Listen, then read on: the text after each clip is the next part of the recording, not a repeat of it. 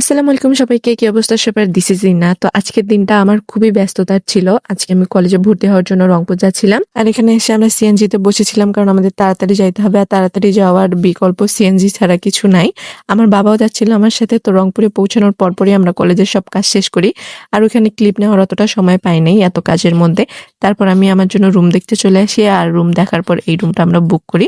আর যেহেতু আমাদেরকে ওই দিনই বাসায় ব্যাক করতে হইতো তাই দেরি না করে আমরা আবার এসে বাসে উঠে পড়ি। অ্যান্ড আমার ইদানিং খুবই আমার নখগুলা দেখতে খুবই ভালো লাগে। বাস একটা জায়গায় থামানোর পর বাবা আমার জন্য আমড়া মাখা নিয়ে আসছে। আর এদিকে আস্তে আস্তে আমি পদ্মপুকুর দেখতেছিলাম। এটা হচ্ছে রংপুরের সেই ভাইরাল পদ্মপুকুর। যদিও বা এখন কোনো পদ্ম ফুল নাই, শুধু পাতাগুলাই আছে।